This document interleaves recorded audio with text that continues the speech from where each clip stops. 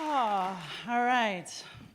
So, this place, Bodhi, was named in honor of the tree under which the Buddha awakened. And while we are not a Buddhist community, what we always affirm is that awakening is for the many, not the few. And the big idea behind that is that if we spend our lives outsourcing our awareness, our growth, our transformation to a few guys like Jesus or Buddha or Moses, there's this kind of like schism that occurs there. It actually prevents us from awakening to the one that lives right here. So the idea is those beings came along to actually go, you got it. You're the one. Wake up, wake up, wake up, wake up. And so that's the big idea, is that we're here to awaken to the truth of who we are. So this idea of transformation can occur a little bit like self-improvement. And I want to create a distinction between self-improvement and transformation. So there's a great book called The Places That Scare You by a Buddhist nun named Pema Chodron. We just read that book in our conscious leadership program. And one of the things that she talks about is the distinction between self-improvement and transformation is that self-improvement can be fleeting.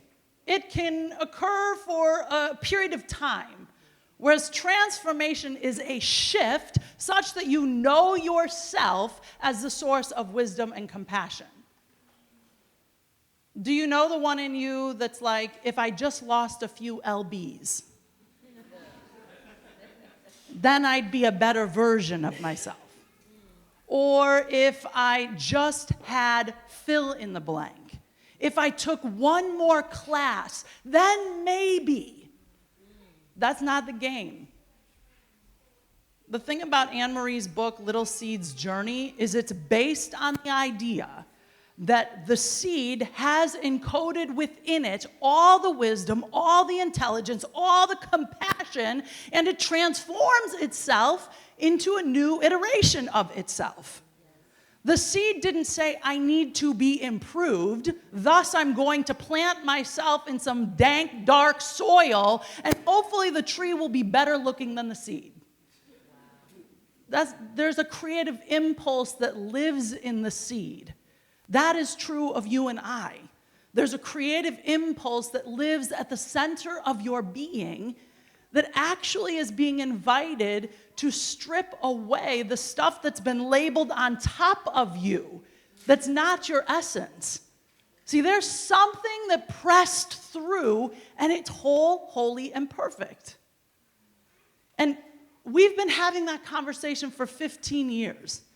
And I'm 41. I would venture to say I'll be having this conversation for 50 more years.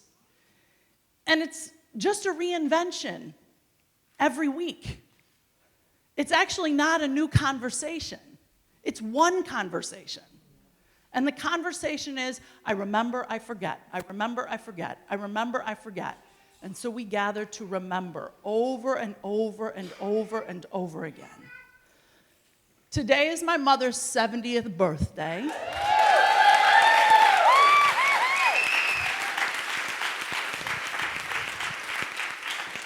And for those of you who've been around long enough, she usually sits in the front row and sort of lovingly heckles me throughout this experience. She is like my biggest advocate, ally, accomplice. She's been the one from the time that I was born in various ways, kept saying, come on, you're here for something, you're here for something, you're here for something. My mom is one of the greatest demonstrations of transformation for me. Let me tell you a little bit about my mom. She's the oldest of 9 kids that were born in 11 years. There were a lot of social constructs around who she was supposed to be, primarily a second mother. There was a cultural agreement that she's there to be helpful. And you can imagine 70 years ago, growing up in that consciousness, all of the agreements that you consciously and unconsciously say yes to. It worked for a period of time, but there was a kind of irritation that stirred in her. She did what she was supposed to do. She went to college. She got married in her early 20s. She didn't want kids, but the consciousness said, you're married. That's what you do. You have kids. Thank God she did, right? She had kids. She had 2. She was married for 22 years inside of a context that was not an authentic self-expression for her. She was living a suburban life, throwing parties that raised lots of money. And when I was 13, she said, I don't want to do this anymore. This is not my authentic self-expression. And it turns out I'm having an affair with a woman in the neighboring town. Sort of inconvenient, as you've heard me say, in 1992. But she really rolled the dice on her life. She disrupted all of the agreements that kept the nice, neat box in place. I don't know what nice, neat box you're trying to maintain right now, but it's a lot of energy. It's exhausting to keep the thing together that you think is supposed to be a particular way because it makes others really happy and comfortable. But meanwhile, you're selling yourself out over and over and over again. When she disrupted the family, she had few fans. Not many applauses. Not many thank you so much. On this day, about 28 years ago, I was interviewed by Kurt Loder of MTV. Remember that guy? I was interviewed by Kurt Loder in the staircase at Sidetrack. It was the first Pride parade I'd ever gone to with my mom and her then partner. And he got real close to me and he said, what is it like to be a part of this new family construct that's led by 2 women? And I was like, in my belly, I'm dying. You know, Pride is very fun for some now. It is the outpicturing of a lot of trauma. And I think it's important to understand that what has now become Gap ads and grocery store installations, none of which needs to go away, but that's not the essence. Someone said, enough, I'm going to start throwing some stuff and disrupt a whole bunch of stuff because transformation is needed now. See, transformation is not comfortable. Transformation is not comfortable. It doesn't have to be sacrificial, but it is disruptive. Movements don't get formed by your creature comforts. Yeah? So I bow deeply to my mom for being an early example, despite my own resistance, to what it means to live a transformed life, to what it means over and over and over again, despite the lack of popularity, to be honest and authentic to your self-expression. That's really the essence of Pride. To live authentically and to disrupt any constructs that suppress that. So, yeah?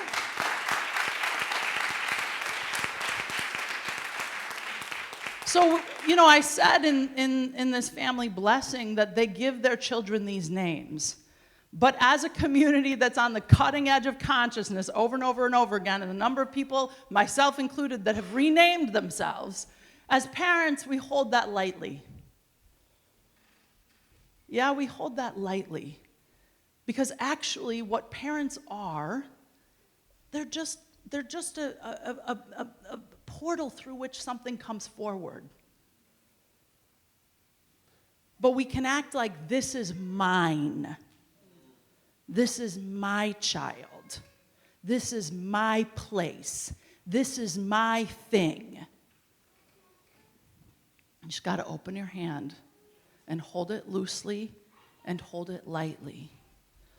When we are going through times of transformation, it can feel scary, whether it is little or whether it is big.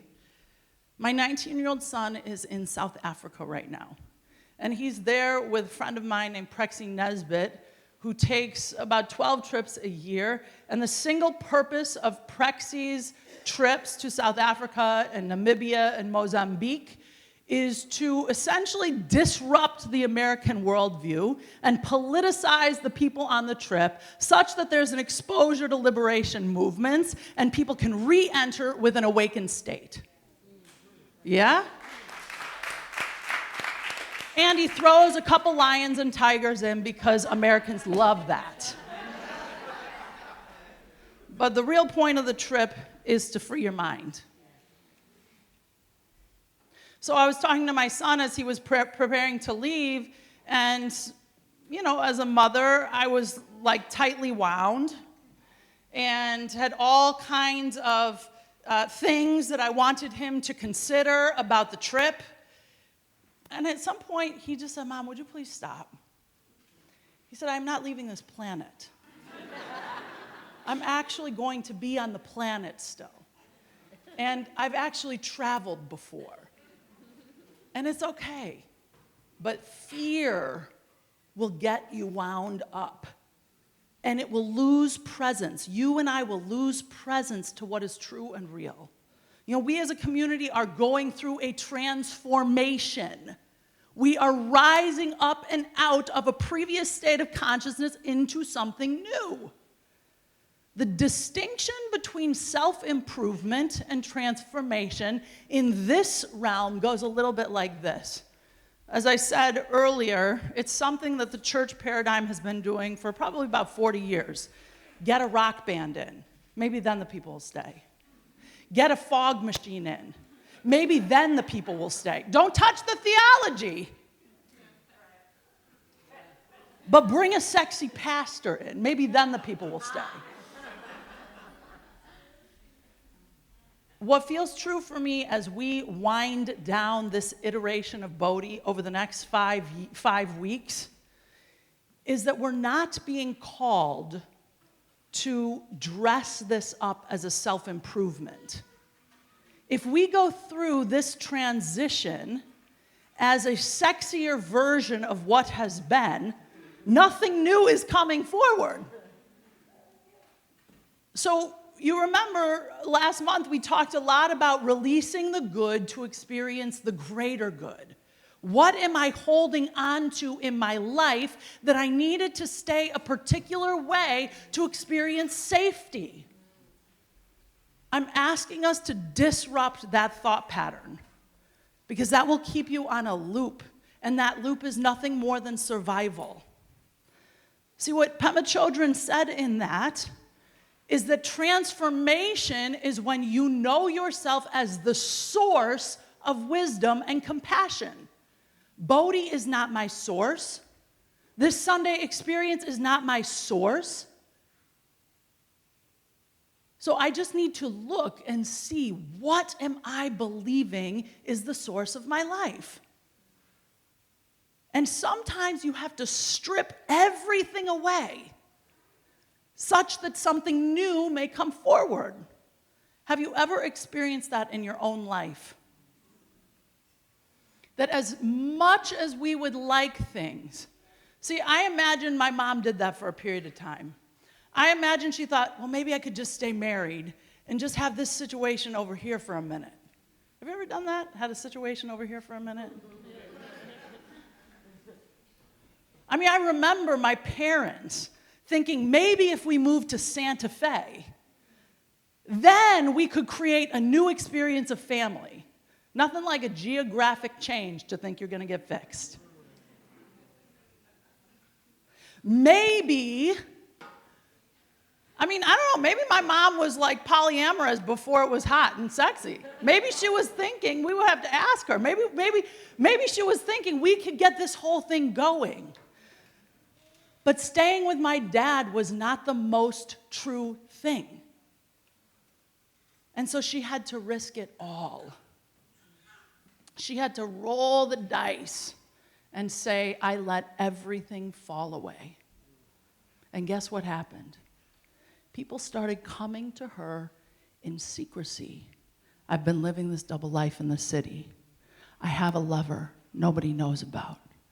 I can't be here fully self-expressed.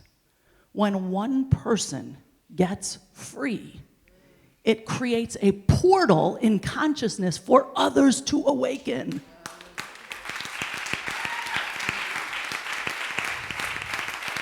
So the question is simply, where am I holding on to something that feels safe because I'm afraid to risk the good for the greater good? I believe that this Sunday paradigm is not the future. It's not the future. There's a future for these teachings. There's a future for these principles. There's a future for people gathering and waking up together.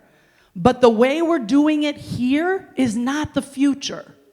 So we could hold on to what we know because it's more comfortable than what we don't know, and then we could just wait till we are brought to our knees and have no other choice. Except that I don't like to play that way. That to me is like no fun. You gotta roll the dice sometimes. You gotta say something else is possible. Something else is wanting to come through. They said you have to be out of the theater by July 28th. That's uncomfortable when you don't know what's happening August 5th. Let me just tell you a little bit about where I am in my own experience of transformation. We thought that we had the Den Theater secured, which we thought was great because you wouldn't even have to create really a new traffic pattern. It'd be like real easy. And actually, it's closer to the blue line. So then you wouldn't even have to be upset about, the only thing you could be upset about is there may be less parking because you will get towed in the Jewel parking lot. And it was good. We were going for it. Map this onto your own life where you think the thing showed up. And you're like, oh, thank God. I don't have to feel the real discomfort. Okay, great, the Den Theater. And then Thursday, they sent us an email, and they said, it turns out that we can't have you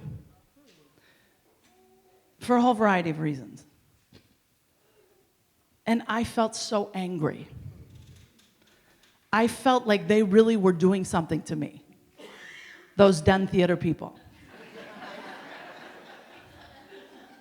Because I was attached to an outcome and I need it now. And I don't want to sit through the discomfort.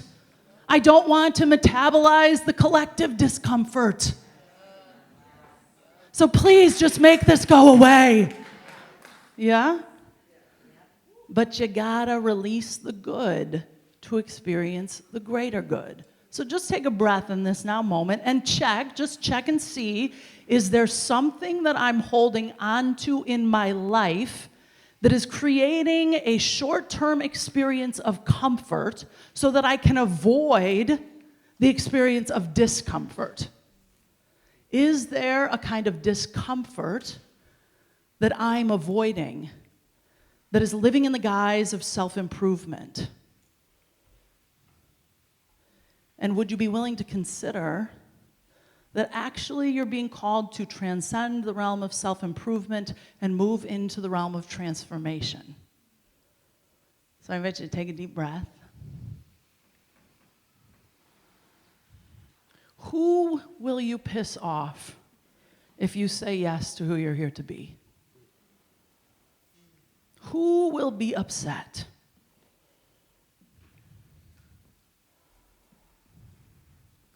For me, there is one thing I know. This is for Planet Lola.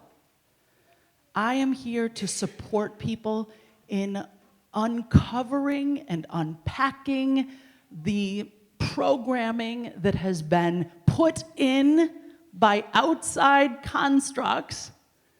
I'm here to support the freeing up of that. And I'm not attached to how it happens, except that I want to have fun doing it. That's my only requirement. Can there be a band and some live human beings and awakening happening? That sounds fun to me. But the risk is that those of us who are attached to a particular way things have been could get very upset. And then I'd have to sit with the discomfort of your upset. And so then I sell myself out. What's your version of that? What's the conversation you don't want to have with your parents about who you truly are and what you really want to be about? What's the conversation you're not having with your partner that you keep trying to dress it up? Maybe if we do date night once a week, that will be the thing. But you know there's something deeper happening there. It's an invitation for transformation, not self-improvement. It's an invitation to know yourself as the source of wisdom and compassion, not to outsource your comfort to people, places, and things. If anything comes from our acknowledgement of pride, it is the vocal, loud, violent activity of self-expression. Violent activity of self-expression.